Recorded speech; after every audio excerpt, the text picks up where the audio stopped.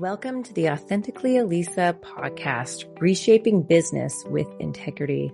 The podcast where we explore how to run your business authentically and with integrity. I'm your host, Elisa Bogarts, a business coach and launch manager, helping coaches launch their programs and events that align with their business values. Together, we'll uncover the secrets to building a successful business without sacrificing morals, ethics, authenticity, or heart. Let's dive in. All right, so let's dive into today's episode. Today, we're going to be talking about time management and freeing up your time, which I think is just so important because as entrepreneurs, I don't know about you, but I never seem to have any time. So today, I have an amazing guest with me, Tiffanie Kellog, and she is the Sockatuum success strategist. And since 2005, Tiffanie has been revolutionizing entrepreneurs' paths, unlocking greater wealth, freedom, and joy. And as the creator of the eTiffanies, epiphanies inspired by Tiffanie, she is known for her signature socks, over 400 pairs of signature socks, a charming Southern accent, and a unique ability to inspire and empower others. With a passion for blending fun and strategy, she helps her clients focus on achieving their goals while loving the journey. Her secret to success is loving what she does so much that no one can tell if she's working or playing. Welcome, Tiffanie. I'm so happy to have you here. Thank you so very much. I'm super excited to be here. Yeah, me too.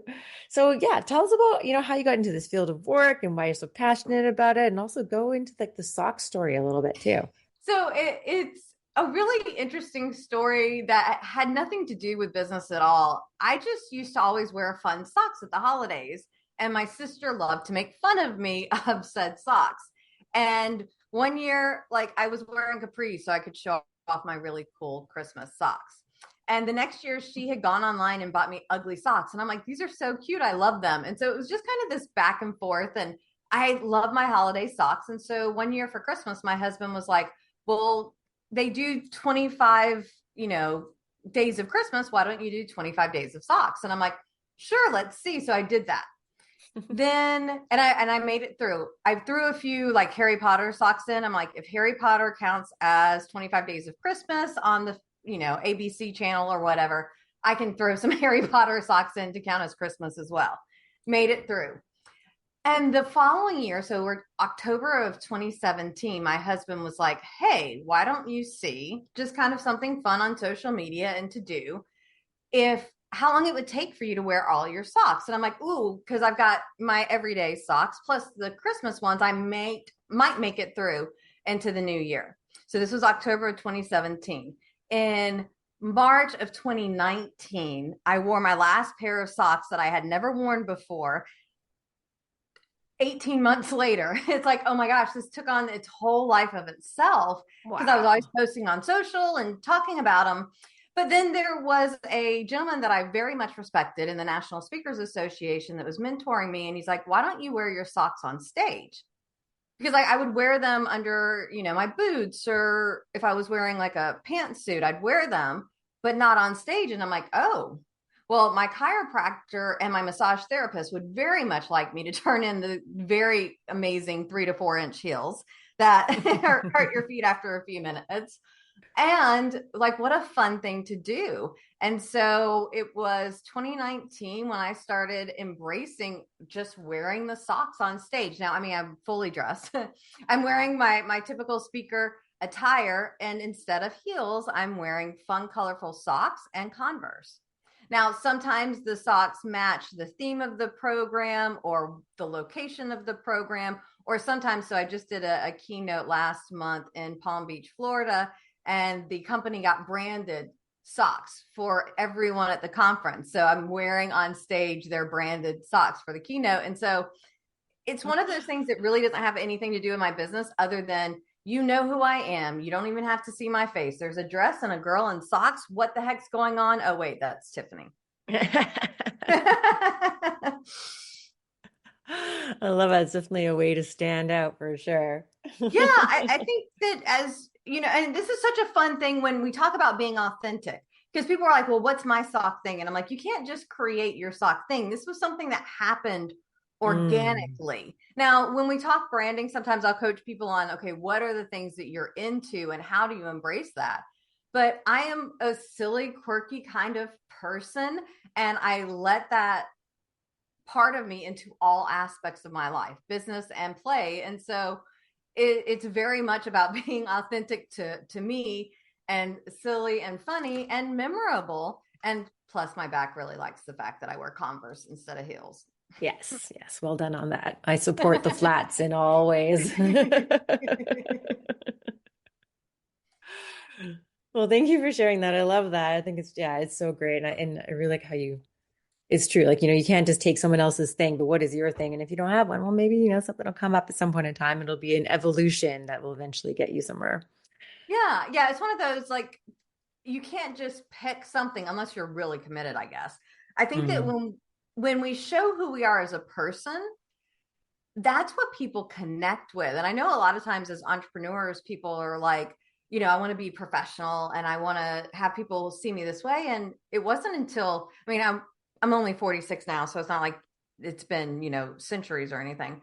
But when I was younger, I certainly was trying to be the consummate professional. And it wasn't until I started to just be me. It's funny, as I mature, I'm more who I think I really am meant to be. And I just don't care for the other people. If they're not meant for me, let me know up front and let me find the right people to be in my community, to be around me.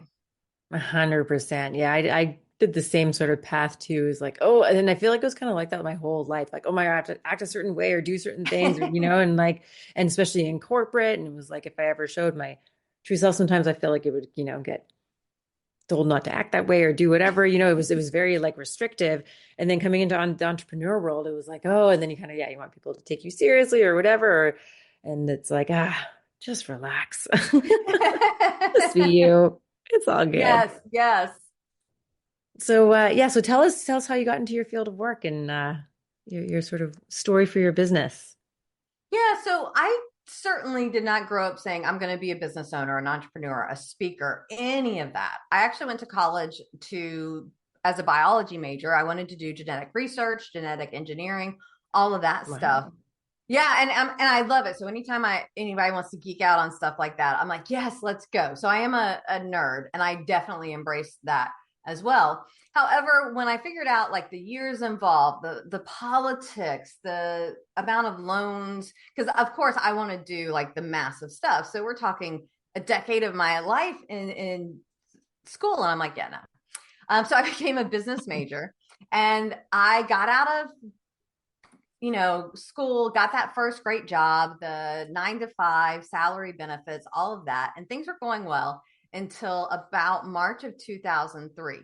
And the board of directors at the position that I held had got together and done some restructuring, and I was no longer part of the organization. So they Oof. very nicely offered me a severance package or a demotion. So I took the severance package, which was like the best thing that ever, like, I never would have thought, I mean, even at 24, like, I'm not going to go on unemployment. That's just not the type of person that I am. I can get a job. I don't have a job. What am I going to do with my life? And there was a friend of the family, Jackie, and she would come over at 10 on Monday mornings, at 3 on Thursday afternoons, when everybody else is coming over in the evenings and the weekends because they had to work. Well, she had a job too, but she was a business owner. She had her own business. And I'm like, okay, I want to do this. I want this flexibility. And I picked up and I moved to Florida and started my own business. And what I realized is just because you have a business doesn't mean you have any business coming in, like paying the bills. And I'm like, ah. So I spent the next 2 years cold calling. I'm good at it and I detest doing it. Luckily, I found networking, and it was like the skies parted, the sun was shining. Oh, like there's a better way to do this. And so I was networking, I was growing my business, and I got busy, busy, busy. And then it was like, all I'm doing all the time is working. I'm like, Mm. I started this business to have, I can sleep in late, I can take off early, I can have 3 or 4 day weekends.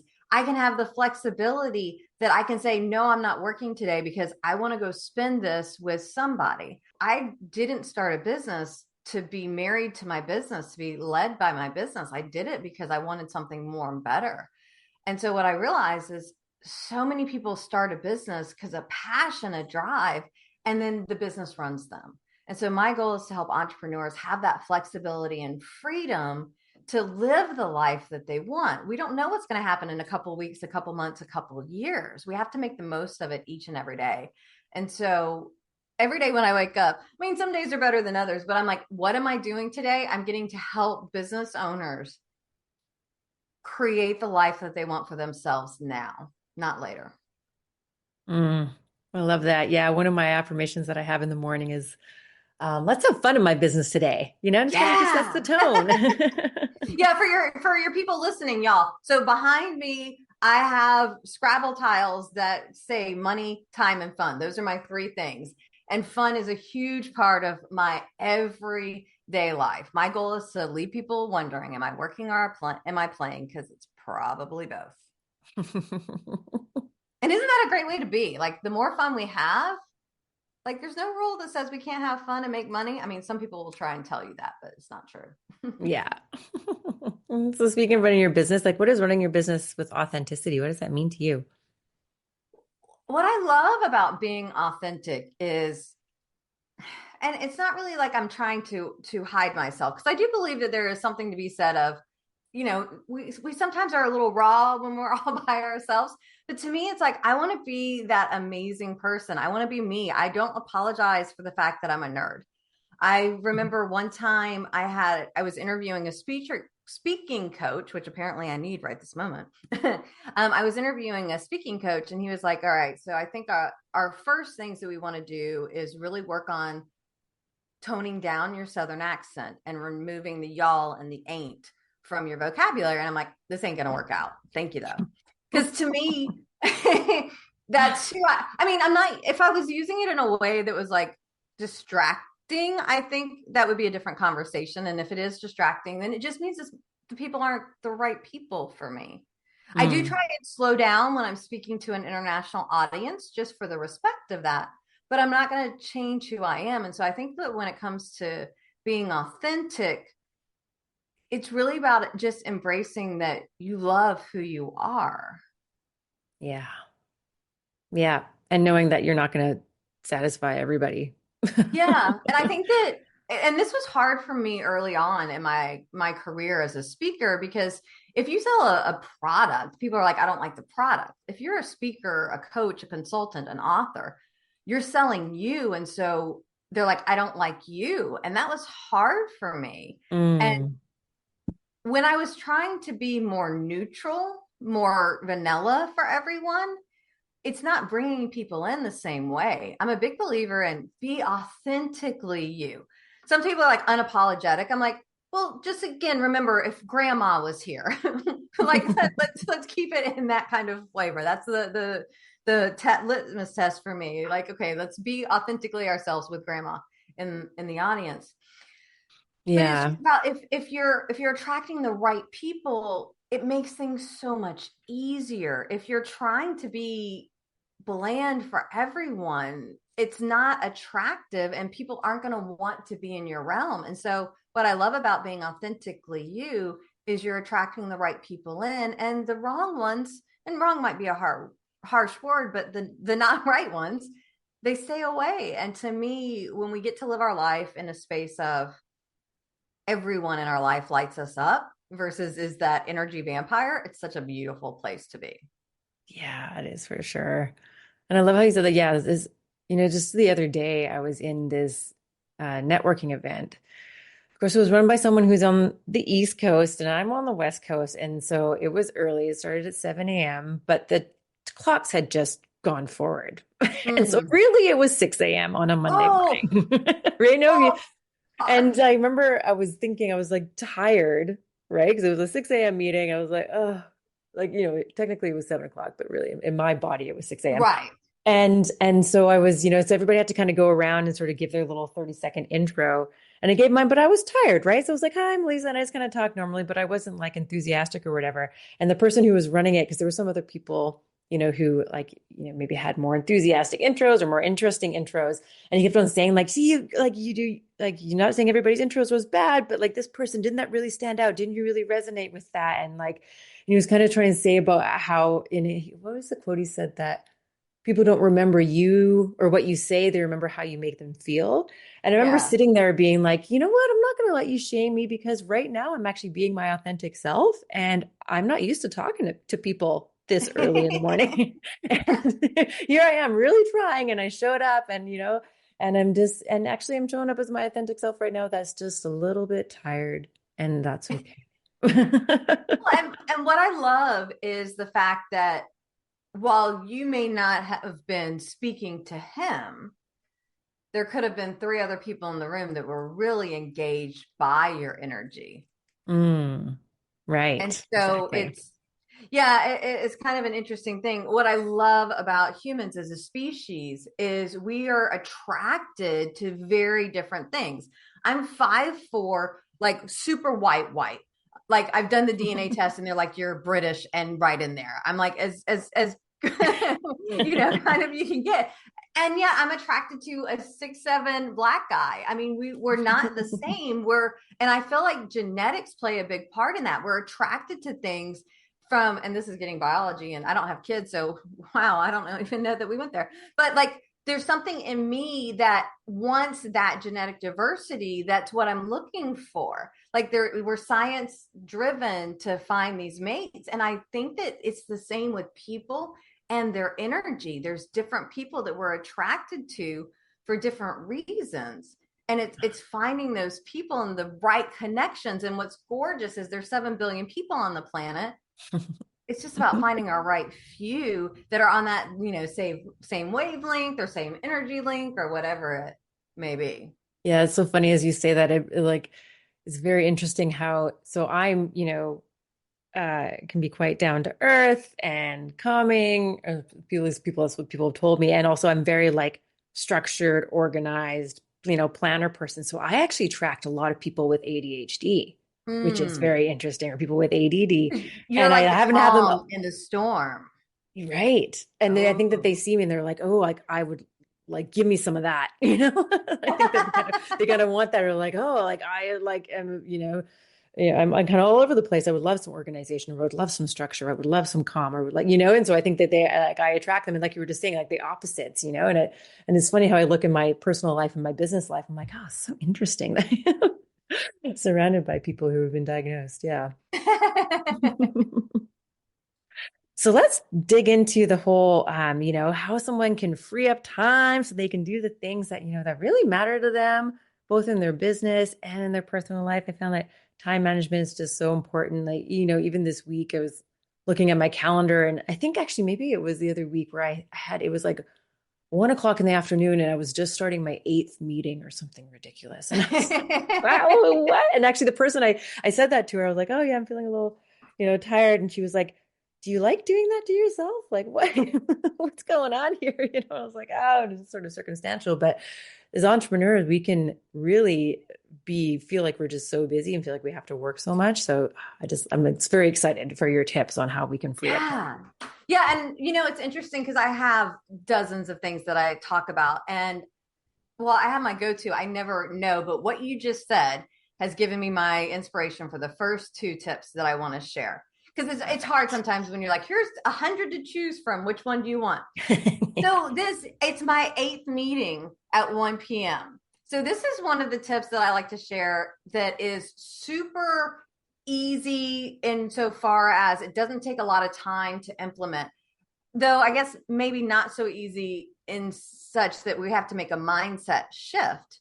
And so one of the things that I love to share with entrepreneurs is you got to shift the mindset from I'm so busy to I'm well scheduled. Ooh. Because when I look at my calendar today and I say I have 1, 2, 3, 4, 5, 6 30-minute meetings with child-free women entrepreneurs. I'm starting a group for these child-free women, so I'm meeting with a ton of them. I'm meeting with 6 today. I'm doing this podcast interview, and I need to meet with my accountability partner. So I have 8 appointments on my calendar. I could very easily look at that and go, like, oh my gosh, there's so much, especially because my husband's out of town. So it means I have to take care of the dogs all by myself. And of course, they're super antsy today in a way that they haven't been all weekend because it's the first day he's gone. So of course it's the first day they are like, I need to do something. So I could very easily look at that and say, oh my gosh, what was I thinking? I'm so busy. I'm overwhelmed and all of that. And instead I'm like, no, I know what I need to do to take care of myself. So my meetings, I have a 15-minute buffer set in my calendar scheduling appointment so that my meetings are never back to back to back to back. Because if I'm trying to do 6 meetings in 3 hours and I haven't been able to get up or go to the bathroom or any of that, it's not going to be pretty. Like I've got that 15 minutes so I can go pet the dog and get a beverage and whatever it may be. So that buffer is important for me. Also, my go time, I am an early morning person. I don't have any appointments. Now, today's kind of late for me, but my day's done today at 5. So it's not that I'm going to work late because I'm one of those, can I get started? Usually I try and be done with my meetings by 4. However, because I'm launching this new community, I'm talking to more people. And so I've got that going on, but I'm like, wait, I've got my buffer time. It's crammed in between 10 and 5, and I've got 15 minutes between all my meetings. Nice. I'm like, I am very well scheduled. Now, if I said, okay, I also want to try and answer emails and send out this and make this presentation, then yeah, I would be crazy. I know today's a Tuesday like this. I don't do emails and work on days like today where it's Zoom all day because it's going to take from me. And so this has turned into like 4 tips in one. So the number one thing is we got to get rid of busy from our vocabulary, both from a perspective of it puts us in that mindset of overwhelmed is another one we should eliminate from our vocabulary. Plus busy, when you think about developing relationships, if people think you're too busy for them to be a client, for them to be a referral source, that can impact. So try and eliminate busy and think about well scheduled. And then what are your boundaries? Do you need 5 minutes between each meeting? Do you need 15 minutes between each meeting? I run a group called the More Abundant Entrepreneurs. And we have meetings every Wednesday from 11:05 to 12:55. And people are like, that's such a weird time. And I'm like, yes. And not everybody builds in the buffer time. So on the meetings that I run, typically I start 5 or 10 minutes after, in 5 or 10 minutes before to help people have that flexibility and freedom. So think about your boundaries. Think about when do you want to start? When do you want to stop? And keep in mind not to overwhelm yourself. Absolutely. Yeah. Yeah.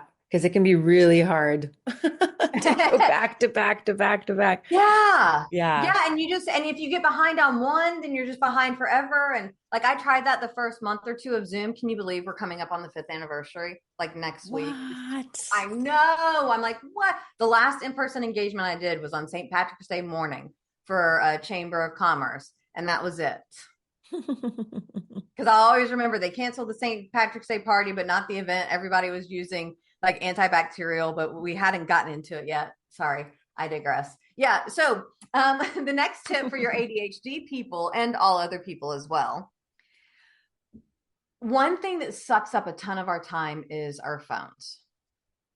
And the notifications, every time it dings, it vibrates, you look at it, essentially you've got 64 seconds before you get back focused on what you are doing. And so for all people, I highly recommend turning off all non-essential notifications. So my phone, it will ding or make noise or whatever on a regular if someone's calling me or texting me. That's it. I don't get Facebook notification. I don't get WhatsApp notifications. I don't get email notifications. If you text me or call me, I'll see the notification. Otherwise, I'm only getting into it when I get into the platform. And what this does is it lowers the distractions that you have so you can focus on the other things.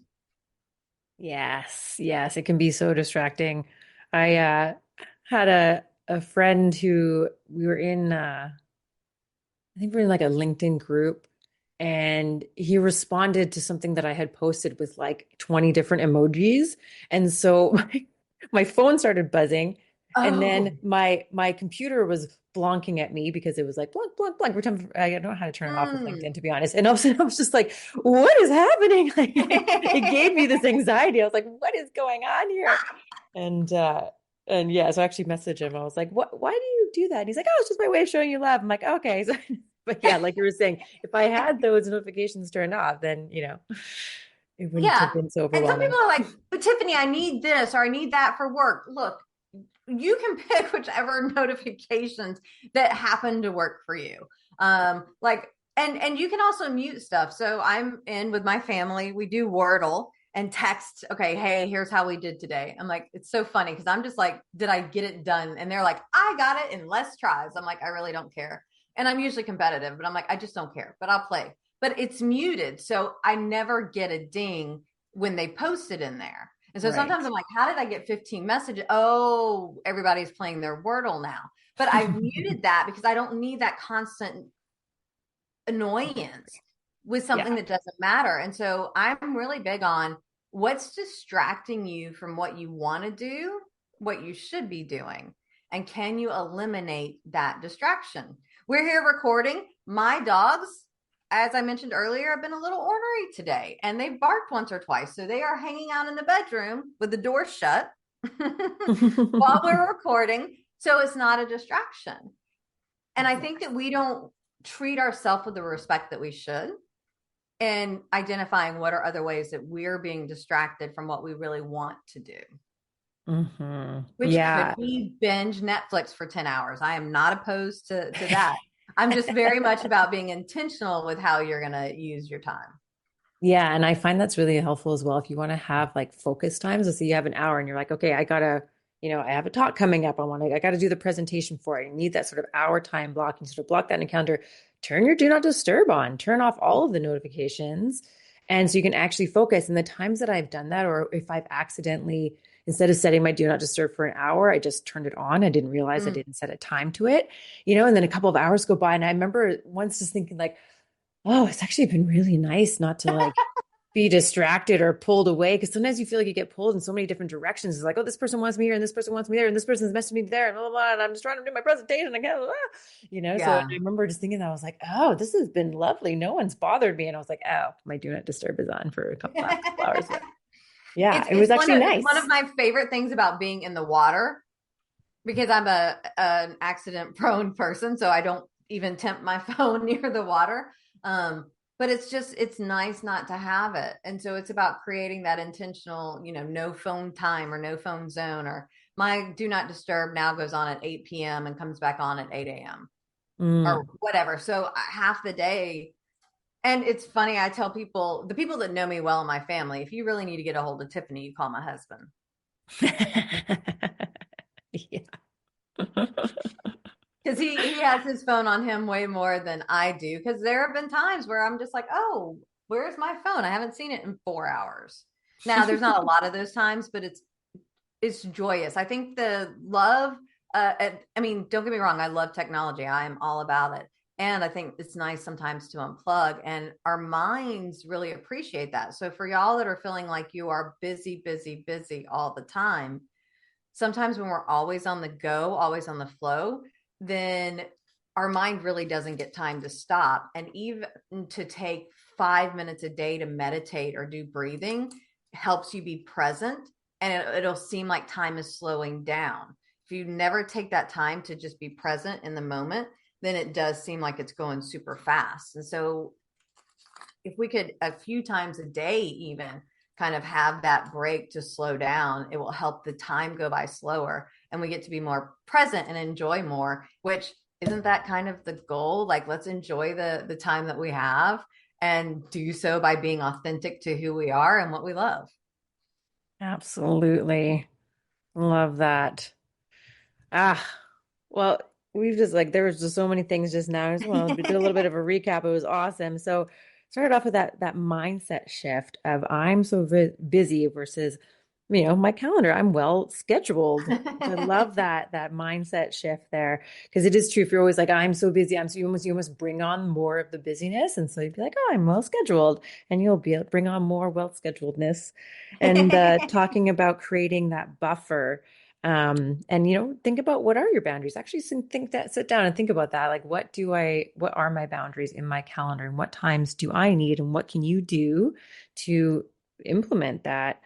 Talked about your notifications, figuring out what's essential and what's not essential for you, and then setting up your phone that way so that you don't get as distracted all the time. And just really about trying to eliminate those distractions. And if you do need some serious time to completely eliminate them, or eliminate them to a point where you won't be constantly distracted all day long. And be sure to take breaks, because this will actually slow down time. And if time's a little bit slower and you're more present, then you can be more focused, which will allow you to be more efficient and get more done in your business. Yeah. So, Tiffanie, tell us where people can find you online. So I'm lucky being early in social media and all of that. I'm Tiffanie, Tiffanie Kellog, Kellog, at Facebook, Instagram, LinkedIn, TiffanieKellog.com. So I'm lucky in that I've got my name just the way it is, Tiffanie Kellog. So I appreciate my parents. I didn't always like Tiffany with an IE growing up. Now I'm very thankful to them for that. Awesome. And you have a gift as well that you were going to share with everybody. So we do have, it's 4.5 ways to have more free time for entrepreneurs. So this is our free giveaway. And so we did talk a little bit about the well-scheduled versus busy already. However, it talks about how you can read email once and only once, how you can get a massive amount of stuff done in 25-minute chunks, and how to say no, because that's often a way people give away their time. So that's available if you go to moreabundantentrepreneurs.com/more time. That will get you your free guide. Awesome. And to end us off, do you have any final words of wisdom? So I think that we should look at our life and how we want it to be. And so an exercise I recommend for people is create, what does your ideal life look like? Think from Mary Poppins. You had the kids in the beginning that wrote what they wanted in a nanny, even though the dad threw it away, but it still worked out, y'all. I want you to create that for your life every day. What is it that you're looking for? And once you have that vision of what you want, then it's just about reverse engineering your life to get you there. And so you're in control. All you got to do is take it. Love that. Awesome. Thank you so much for being here and being on the show and giving us all your free time wisdom. And thank you. Thank you so very much for having me. Thank you so much for listening to this episode. I hope it inspired you to live a more authentic life. I'd love your help in inspiring more people to live authentically. So please follow, rate, and leave a review so we can create a ripple effect of authenticity. Until next time, stay true to you, be bold, and thrive on your own terms. This is Elisa, signing off authentically.